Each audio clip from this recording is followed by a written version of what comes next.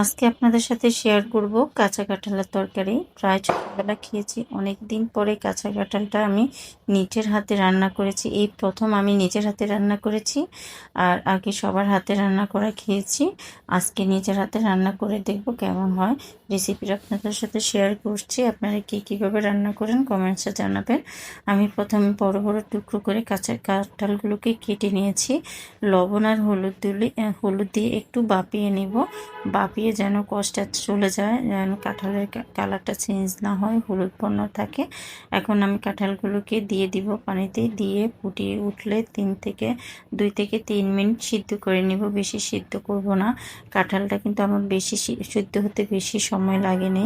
আমি জানি না কাঁঠাল কতক্ষণ সময় লাগে সিদ্ধ হতে, কিন্তু আমি এই কাঁঠালটা রান্না করার পর বুঝতে পেরেছি কাঁঠাল রান্না করা একদম সময় কম লাগে, মাংসর আগেই সিদ্ধ হয়ে যায়। আর খেতে অনেকটাই মাংসর মতো, বেশ ভালো লেগেছে আমার খেতে। আর দেখেন আমার কাঁঠালগুলো সিদ্ধ হয়ে গেছে। আর এখন আমি পানিটা ঝরিয়ে নিব। কাঁঠালগুলোকে পানি ঝরিয়ে নিয়েছি। আর এখন নিয়েছি মুরগির মাংস, আদা রসুন বাটা দিয়ে আর সামান্য হলুদ দিয়ে মুরগিগুলোকে ম্যারিনেট করে রেখে দিব।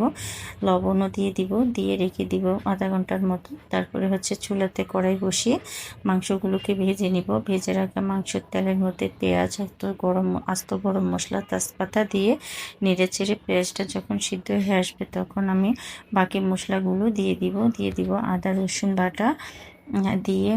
তারপরে দিয়ে দিব হলুদ, মরিচ, ধনিয়া আর গরম মশলার গুঁড়ো। আমি মাংসতে রেগুলার যে মশলাগুলোকে ব্যবহার করি সম্পূর্ণ আমার নিজের হাতে তৈরি করা, আমি কোনো প্যাকেট মশলা ব্যবহার করি না।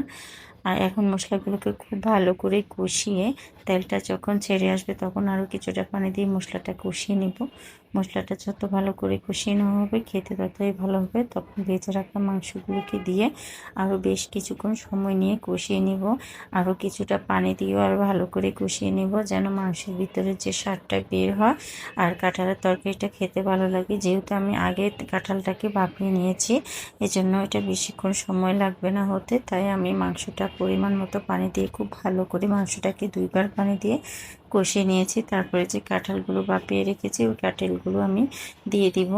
আমি এখানে অর্ধেকটা কাঁঠাল দিয়ে দিয়েছি, বাকিগুলো রেখে দিব, সবগুলো দিব না, যদি ভালো না লাগে খেতে তাই দিইনি। দেখেন আমি কাঁঠালগুলোকে দিয়ে মাংসের সাথে মিশিয়ে ঢাকনা দিয়ে ঢেকে কিছুক্ষণ কষিয়ে নেব। মাংসটা কষিয়ে নেওয়ার পরে গরম পানি করে আরও কিছুটা ঝোলের জন্য দিয়ে দিব মাংস।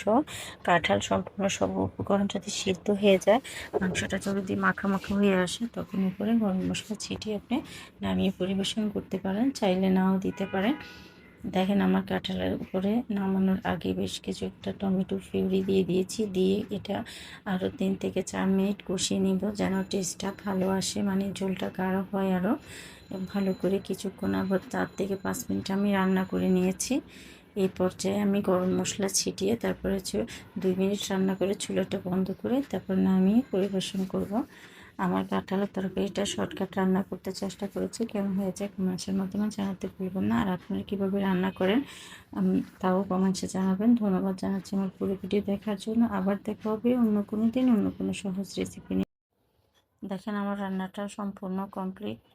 আর রেসিপিটা কেমন হয়েছে জানাতে ভুলবেন না। যারা ফেসবুক থেকে দেখেছেন অবশ্যই ফলো বাটনটি অন করতে ভুলবেন না। যারা ইউটিউব থেকে দেখেছেন তারা সাবস্ক্রাইব করতে ভুলবেন না। যারা সাবস্ক্রাইব করেছেন তাদেরকে অসংখ্য ধন্যবাদ জানাচ্ছি পুরো ভিডিও দেখার জন্য। আল্লাহ হাফেজ।